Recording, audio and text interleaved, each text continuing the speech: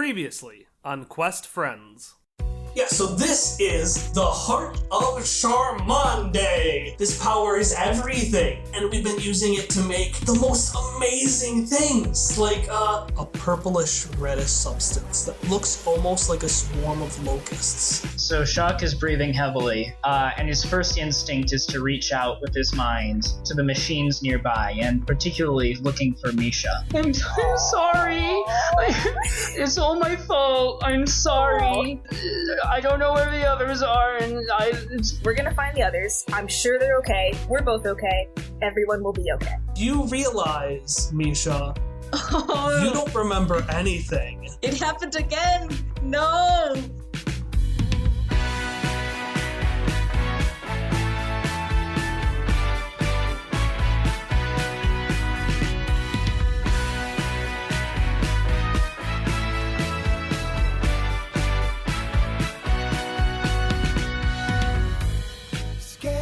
Reality is malleable. What we think of as real is only what can be found within what our words and our senses tell us. And considering how both perception and language ebb and flow like water on a stormy day, reality rarely persists in one state longer than a few moments. That being said, there are some aspects to reality that maintain relatively firm stability. For example, what counts as a floor or a wall. And all of this philosophic waxing is just a fancy way of saying that Jacques and Hop, you're really fucking surprised when gravity seems to shift from pointing down to pointing towards the wall. And you, Jesse, Joe, Don, and unconscious Farah, and Hop's boots are all thrown against it. As you hit the wall, the lights in the fluorescent prison kind of wrap around it like they did when you were trying to escape earlier, Hop. The lights in the fluorescent prison are crackling and beating against the wall like a prisoner stuck behind glass.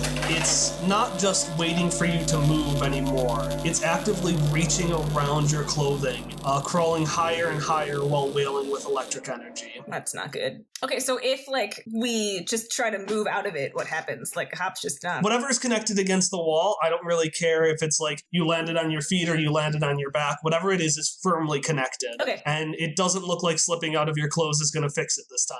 Boo! That was my next... that was what I was going to do. Well, Shock will do what I had sort of been trying to do at the end of last session, and reach out to Shanna again. Shauna. Oops. Shauna. Yes, the name I said the first time. I can't edit around everything, Tom. Reach out and say, Shauna, can you please hurry back? We seem to all be stuck on the walls of this room. As you come in, you could have faintly heard her saying to herself, "Oh no, yes, of course, I can certainly help with that." And within moments, you see her plop down now to what's essentially the ceiling above you, and she slams her hand against the wall like she did earlier to deactivate the floor. And after a couple of harrowing moments where the light seems to get stronger and stronger, the lights on the ceiling and the floor and the walls all turn off. And you are all still stuck against the wall, because that's where it's not gravity, but essentially where what it feels like gravity is pushing you. But you're no longer stuck there, so that's a bonus. Okay, that's a plus. Can I put my shoes back on? You absolutely can put your shoes back on. I'm gonna put my shoes back on. Roll me a 1d6. 1d6. 2. 2? 2. Yeah, you accidentally, because there are so many people against the wall, you accidentally step on Jacques' wrist while trying to put on your shoes. Oh! Sorry. I'm just trying to get my shoes. Ow! Sorry. Am I wearing my robes now? Am I wearing any clothes at all now? I can't You're remember. wearing Misha's robes. I'm wearing Misha's clothes, that's right. Yeah, you slipped into Misha's clothes last session. So I hear you got into Misha's pants. Probably pretty big for you. I didn't mean to do it like that. I just meant to say that they're really tall and sucky. Let it be known, dear listener, that Tom is very upset right now. I'm not upset. I just didn't have it come back. I didn't mean to say that way. I just meant that they're really tall and Sucky's not. Anyways, yes, you're wearing Misha's clothing is the answer to your question. Okay. Shock takes the annex and then asks Shauna, so I've only seen part of this place. Where do we go to find our friends and leave? Oh, no, don't touch that. Here, I'll, and she starts climbing down, and she starts reaching towards Annex, and she's like, here, I'll handle that. You don't want... No, and Shock will pocket it as best he can in Misha's pockets. Okay, your guests here, and that's a very important thing to help save, lots of people, so if I could just, have that. Shock continues just staring blankly. We need to leave this place now. Could you tell us where we go to leave? Okay. Well, what does Vera think? She's usually better at thinking in the scenarios than I am. Vera's a little indisposed right now. Vera asked us to pick it up right before she fell asleep. That is a true thing. She fell asleep. Shauna's gonna look at you, and she's gonna get visibly nervous, and she's gonna start backing up, and she's gonna be like, okay, I think I understand now. And Shock says this with his machine connection, his telepathic connection. These organics are really so strange. I don't really get their weird functions. The reason my friends and I came here is because we had an important meeting with Vera, and we needed to get a hold of the annex. And Shock will start moving towards what used to be the door, I guess. I guess it's now like a hole in the wall. Give me a roll for pleasant social interaction. Oh no. But with a machine, which I'm trained in that, I think. Let's take a look. Oh yeah, but you're gonna take a couple penalties. Because you're acting sketchy as fuck. Okay, admittedly, difficult. Could have done better. It's fine. I don't...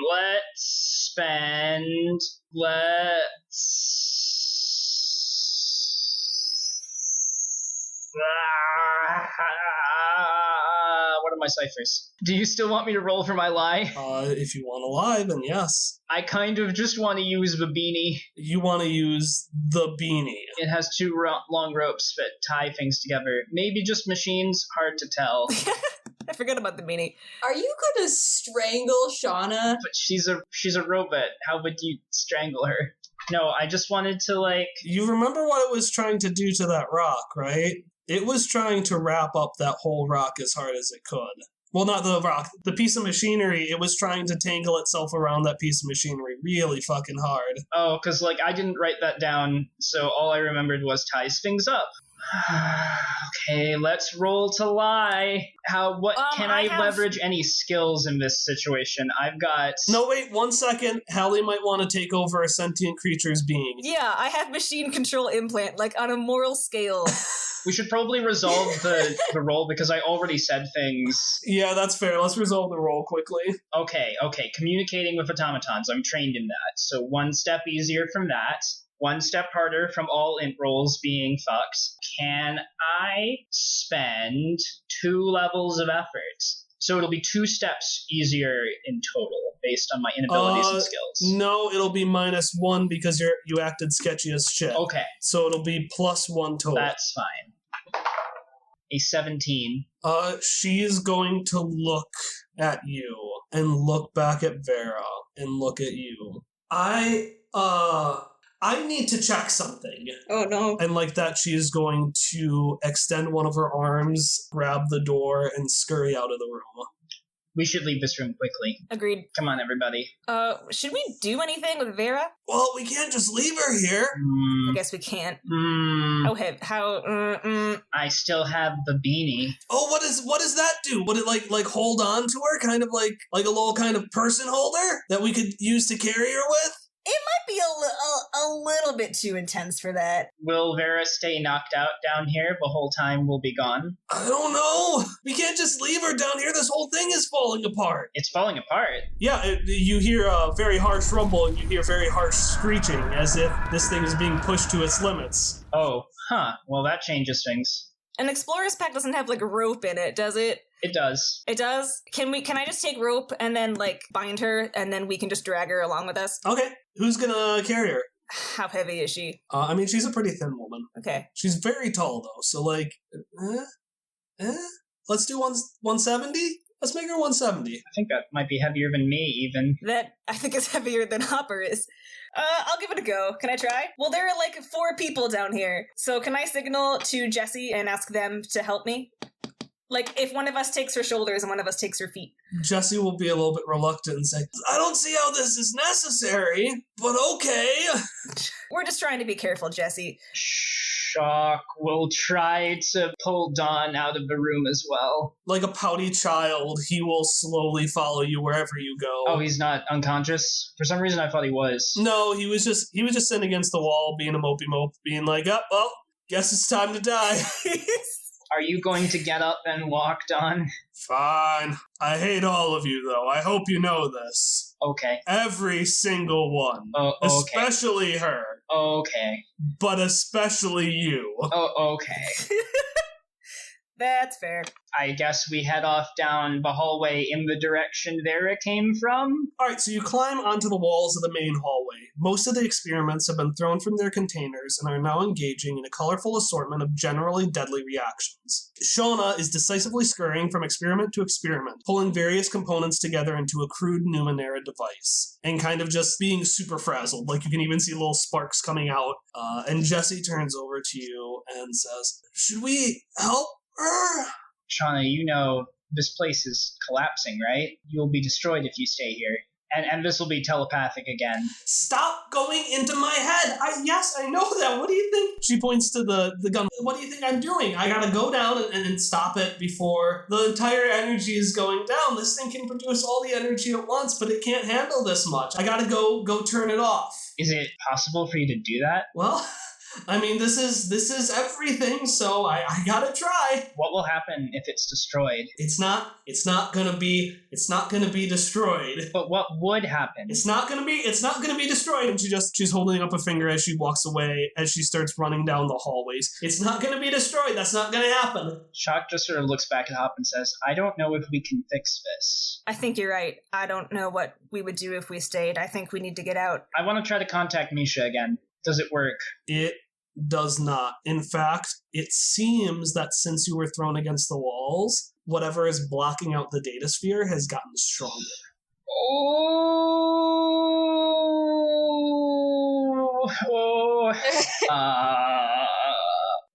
Hopperscotch, how do we get out of here and find everyone else? I don't know where to go. Poor Hopper. Wait, Jessie knows. And Joe. Yeah, Joe is still with us, right? Yeah, I know the way out. We gotta go this way. And Joe's gonna just give a thumbs up and then use his finger to point in the direction Jessie is already running. Now, I'm assuming Jessie has Vera's legs, so now they are running with Vera's legs.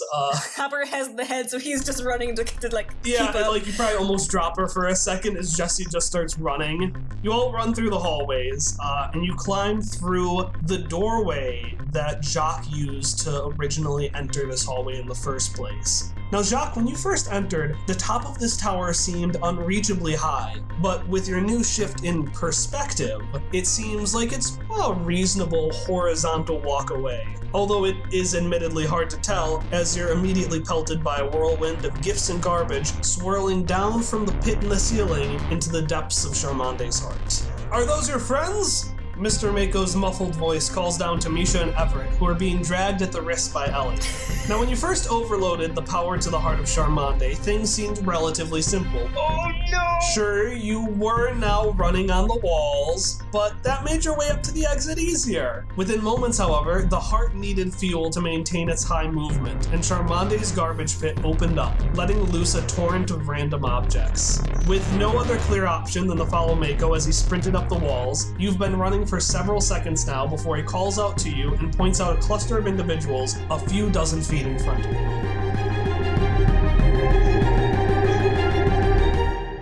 Ellie, you see Jessie, a really buff, sexy version of Hopscotch's body, but with a lizard head. An unconscious Vera, who's just kind of being dragged by Jessie and Hop. And then you see a small robot with kind of like an eggshell hat rushing downwards further into the heart of the Charmande. So rushing down from the direction you came.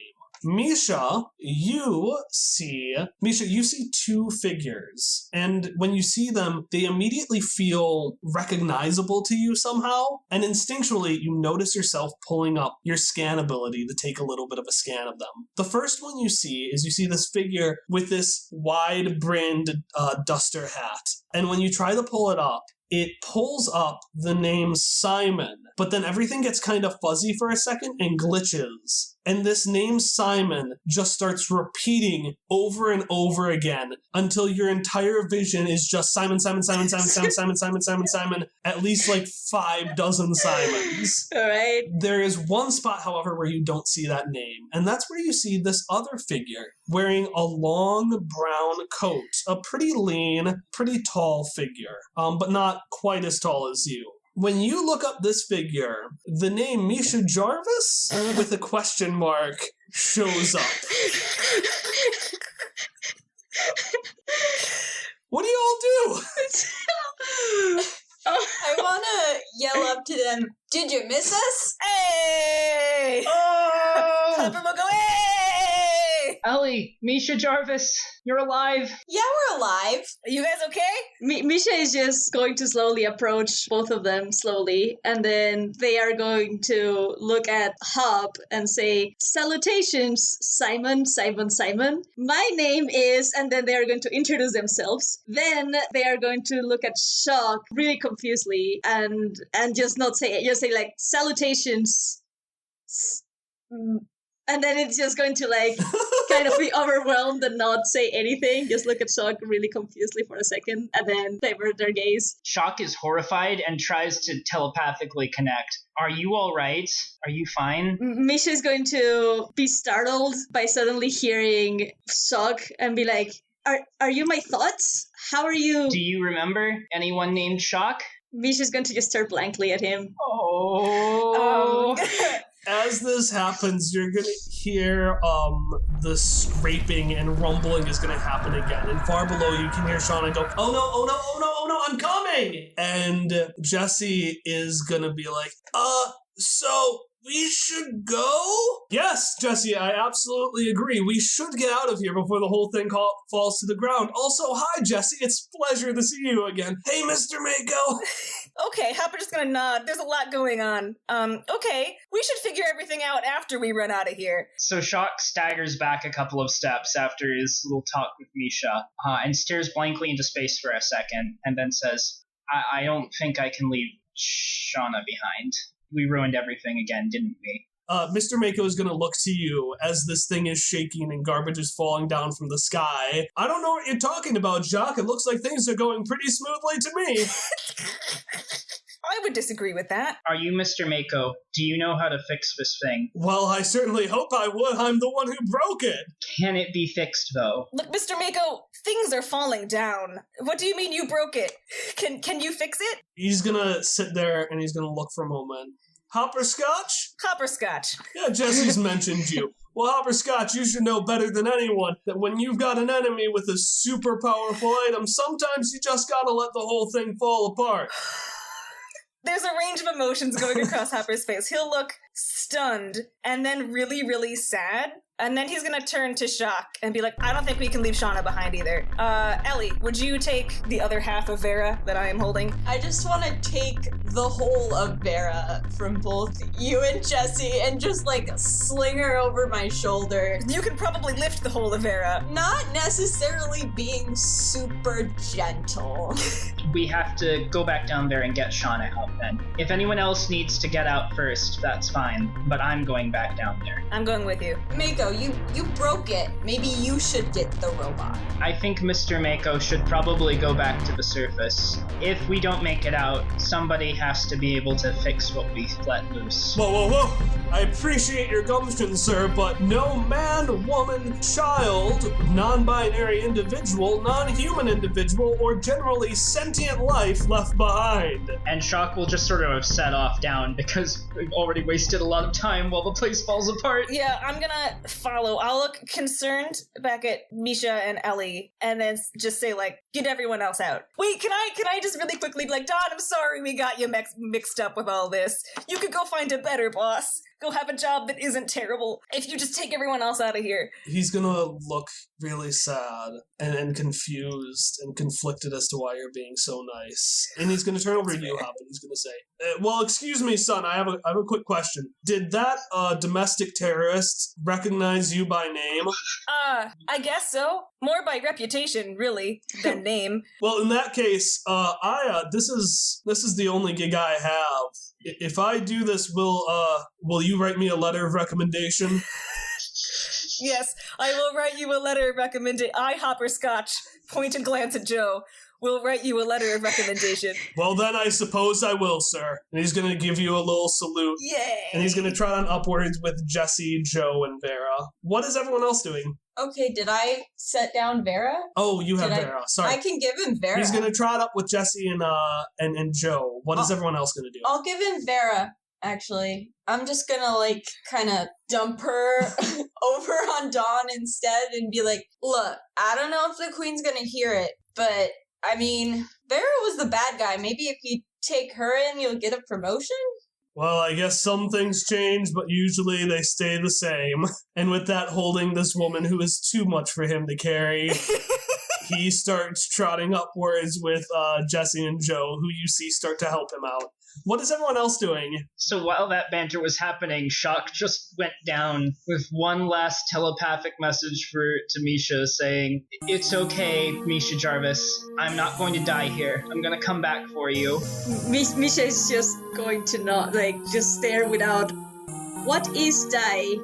It's when you don't come back, but I am going to come back. I would certainly like to see you again. Shock, no, you can't do this by yourself. Misha, Nelly, what are you going to do? I want to immediately, actually, first I want to turn to Misha and say, you don't remember us. You can leave. You can follow them. But I gotta go, so... But you said that I shouldn't just follow individuals previously. My apologies, I'm not still quite certain of what actions are required of me. You're all the individuals I have known. You're all the humans I have known. And I would rather be with someone that I have known than something I have not known. Then, let's go. What the fuck happened last session? What the fuck is going on? Alright, you all run down. But as you do, you hear Everett, who hasn't moved or been addressed at all. Wait, I thought Everett was going with them! I didn't know Everett was there! There are so many people. You hear Everett, who hasn't said anything or been addressed at all, just kind of look around really confused and say, "But where am I supposed to go?" And then you hear a voice from high up say, "Up here, honey!" And Everett starts running up to meet everyone else. Misha's going to be like, alright, am I going to see an individual again? Is he off to die? No, that's what we're off to. It's fine. Everything's fine.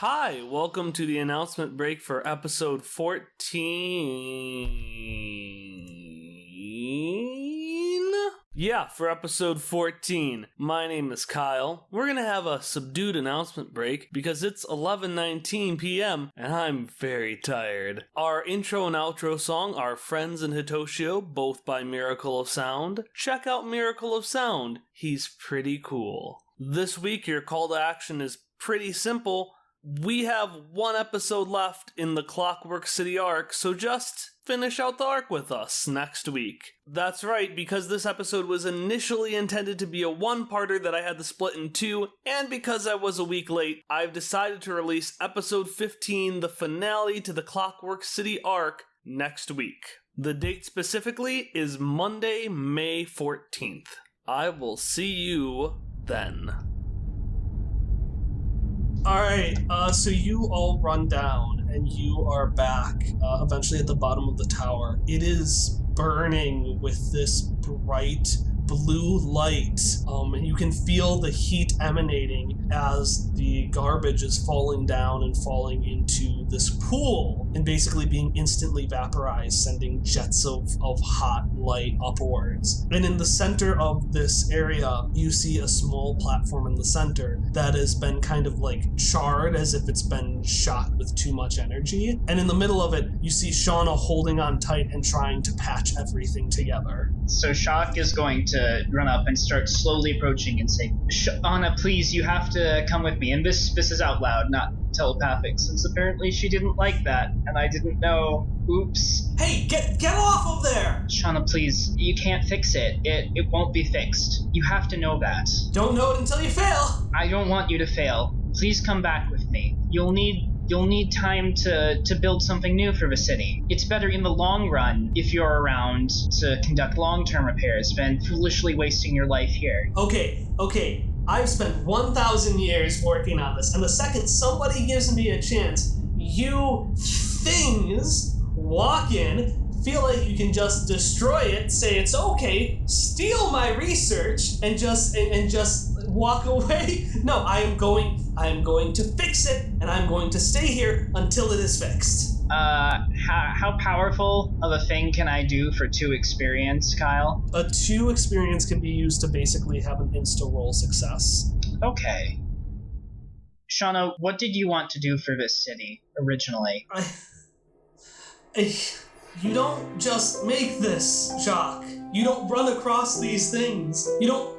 This is a once in a 10, a million, 1,000 lifetimes opportunity. We can use this to make things like that. And she points towards the pocket where you have Annex to change the world, to make things better for everybody. I have spent so long trying to get this to run. I'm not gonna let you stop me. But it isn't better. This is a weapon. I helped Vera make a weapon. I finished the formula that Mr. Mako had been working on, and Vera is a member of the Jagged Dream. She wants to bring an unending war to all peoples of the Ninth World. That's why we had to take it away. And if this is allowed to continue, Vera and people like her can use this machine to hurt people. We can find a better way to do this. This might be a 1 in a 1,000 lifetime chance, but I've seen just a fraction of the things that are out there across this place, and there are billions of lifetimes worth of treasures out there. It's not as impossible as you think.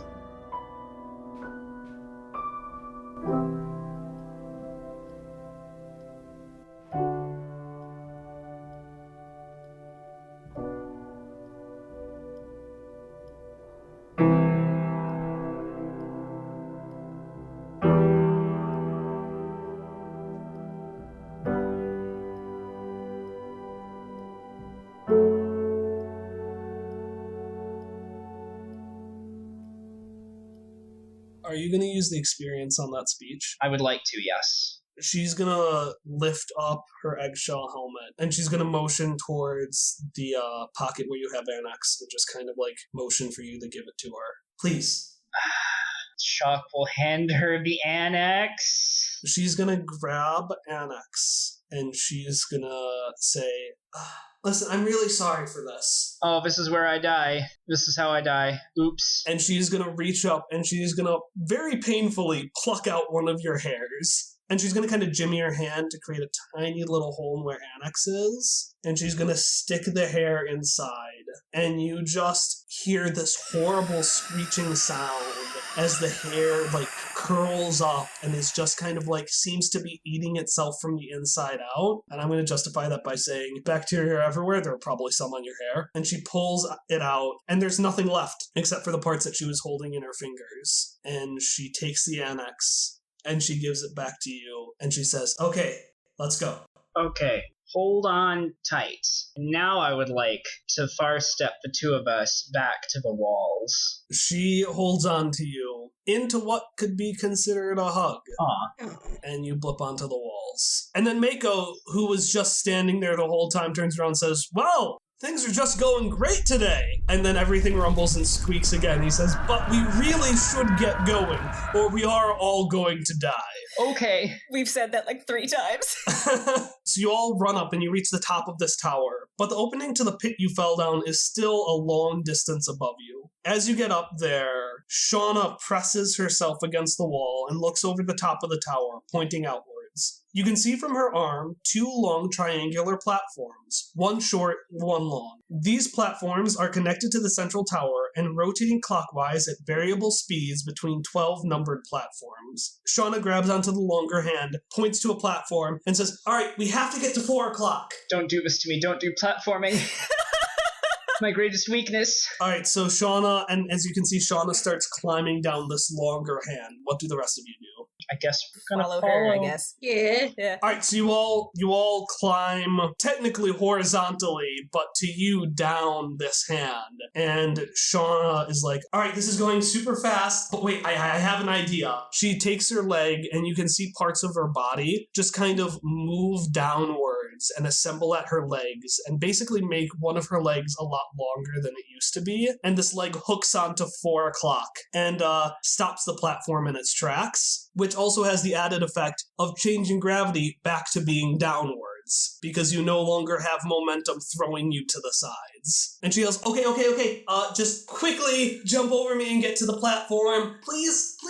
Shock will go quickly. Yeah. Yep. Same. Yeah. So you all jump onto the platform, and Shauna, with a little bit of struggle, flops backwards onto it, and you see the hand of the clock immediately start rotating at really fast speeds. Anyways, you all walk onto the central platform as Shauna rushes you on. "Okay, I'm gonna have to try to do something a little bit weird, but I think it will work." And in her palm kind of changes, so you can see divots of a clock, and she starts rotating this clock on the back of her palm. And the platform you're on kind of shudders for a moment before raising up into this small hole above you. This platform rises up into the ground, and you find yourself surrounded by lines of light between bands of metal that rotate around you in opposite directions. Eventually, the platform rises into an open space with a dozen statues standing in gravel, each wearing royal garb and striking powerful poses. Far into the distance on one side, you can see the sun setting behind an immeasurably tall natural wall of the basin Charmande resides in. And on the other side, you can make out the top of the Queen's palace. An alarm is buzzing through the air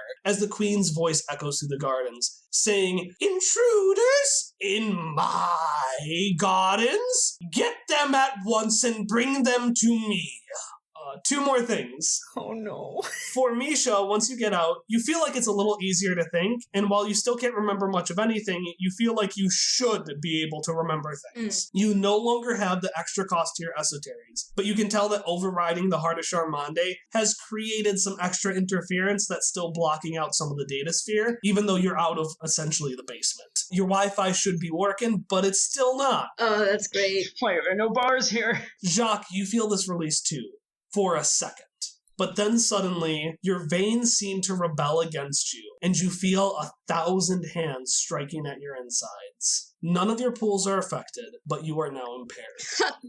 And it's time to talk about the damage track, baby! No. So the way the damage track works is generally, in this case it's a bit different, but generally, if one of your pools is completely emptied, you become impaired, which means each level of effort costs 1 extra point, and you don't get any major or minor effects for rolling super well. Now, if a second pool ends up getting lost, you become debilitated, meaning you can only move, unless your speed pool is empty, in which case you can't really do anything. And if all your pools are dead, you're in one of 2 conditions. You're either dead as a doornail, or in this game, to make sure we have interesting stories, you might just be basically knocked out and out of commission for the rest of that combat or until you can get healed. But you will be in some way permanently altered or scarred. So it's still really, really, really fucking bad to lose all your pools. You just might not necessarily be dead, because we need character arcs to happen. Isn't Misha at 1 might? I am at 1 might,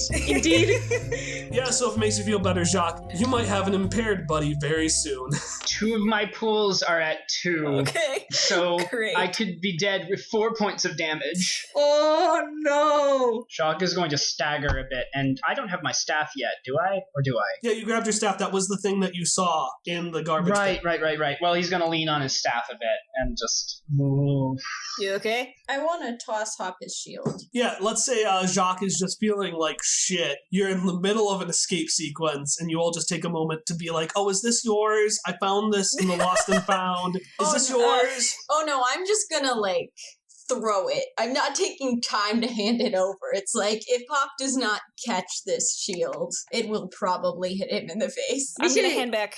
Oh, sorry. Sorry, go ahead. No, you go ahead first. Misha, you go. You've been trying to talk. Yeah. No, I just say that Misha's not going to hand it over anything because they don't know that the thing is not theirs. So, like, if Hop sees his thing, he has to go get it. Great, which is why Hopper's gonna hand Misha the bat and be like, this is yours. It's pretty cool. I used it earlier. Misha's going to grab it and immediately it's going to be kind of taken in by it. And then it's going to be slowly be like, yes, this is mine. And then kind of have a slight smile at it and look at Hop and say, thank you, Simon. I don't know how I know it, but I know that this belongs to me now. He'll just nod and be like, it's Hopper.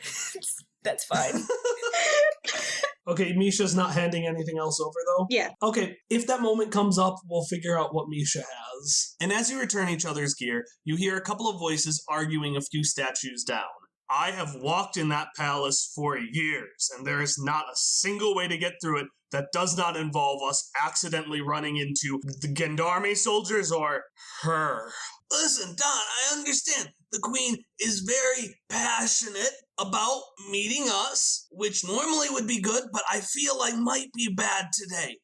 But that's the most direct way to get from here to not here. That's the most direct way to get from here back to oblivion. And sure enough, when you look over, you see Jesse and Don arguing with each other with Vera by their feet, while standing next to the column, Joe's just leaning against it, just slightly cooler than Hop ever could. And Everett is sullenly slumped against it. I'm gonna look at Everett and say, you can see different realities, right? Does that mean you can, see a way out?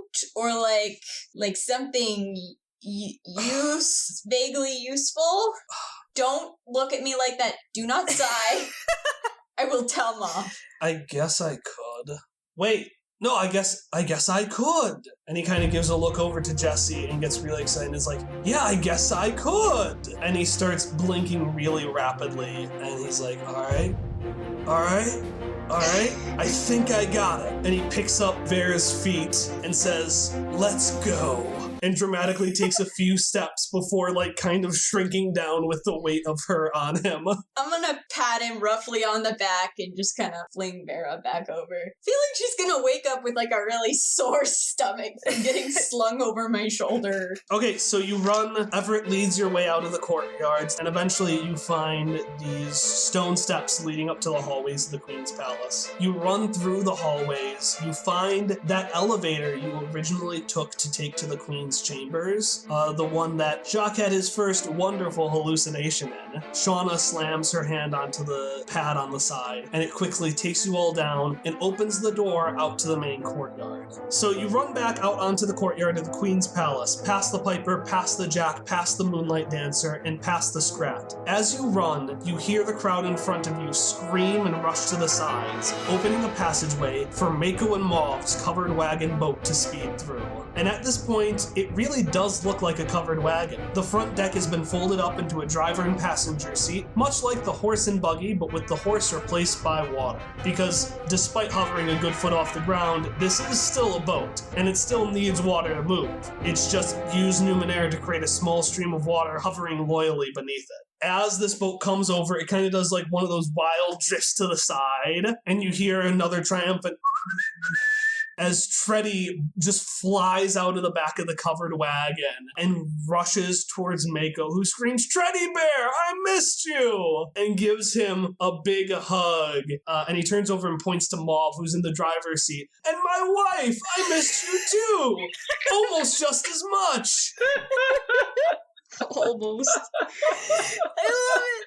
I just want to add that as he greets Mauve, Ellie looks a little nostalgic. Oh, no, it's sad.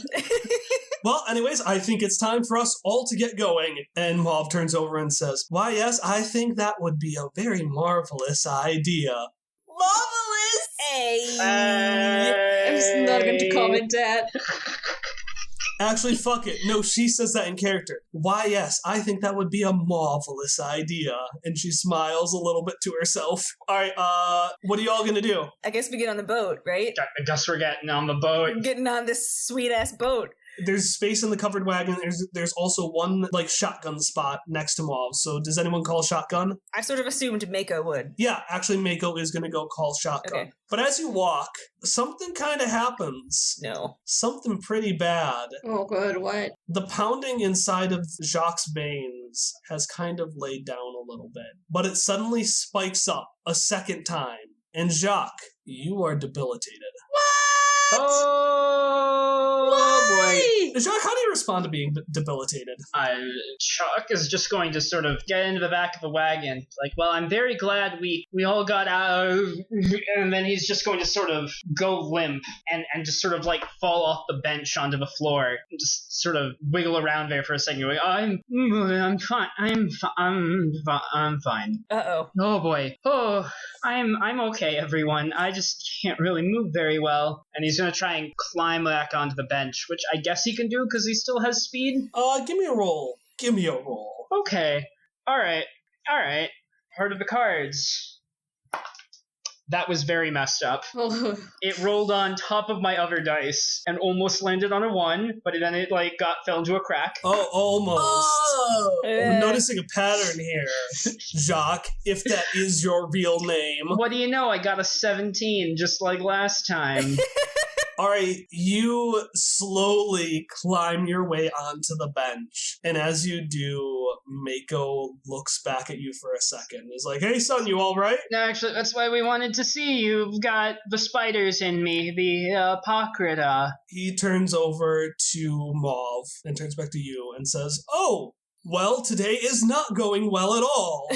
And he kind of clambers behind, he clambers over the shotgun thing into the back cabin area, and he looks around and he's like, one of you keep Mauve company, will you? I'll do it. Okay, Hop, you're gonna climb up to the front seat. Yeah. And he's gonna turn over and he's like, "All right, I need you to lay down." That's what I'm already doing, man. All right, someone, and he points to Misha. Can you grab my legs for a second? Misha's going to confusedly do so. All right, Misha, you are going to grab Mako's legs as he opens a panel on the ground and basically dumps somehow his entire body down through this hole. And you're grabbing his legs. It's a lot of responsibility.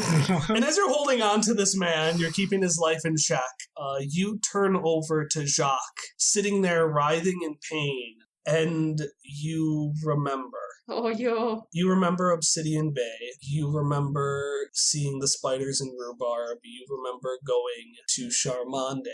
You don't remember everything. Okay. But you do remember Jacques. Okay, well then as soon as that happens, Misha's gaze is going to go really wide. Shock?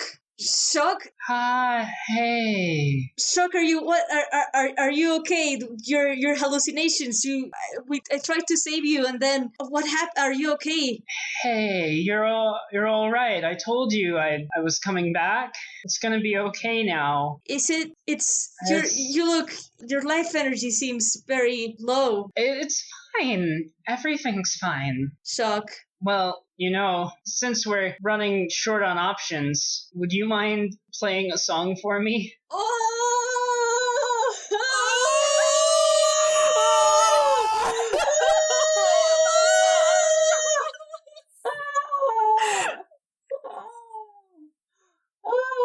Everything's fine. Yes, sure, of course, I will certainly do so.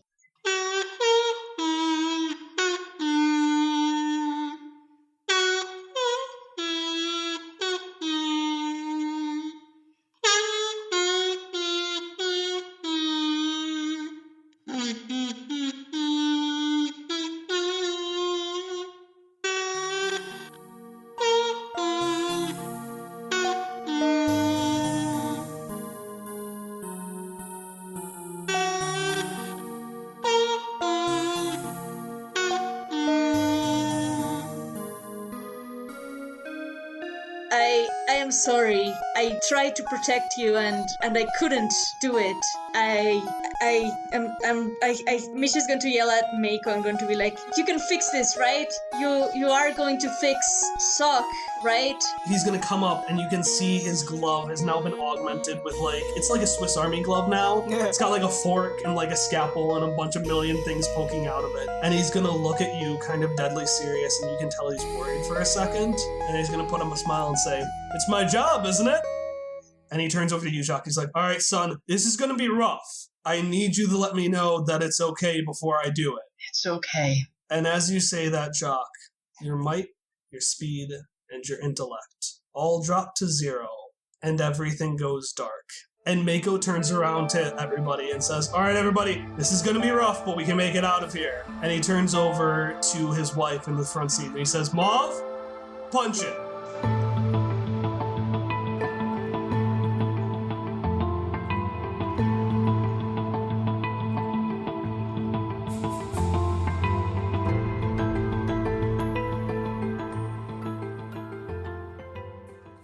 It's like an Iron Man hand, right? That's what Iron Man does.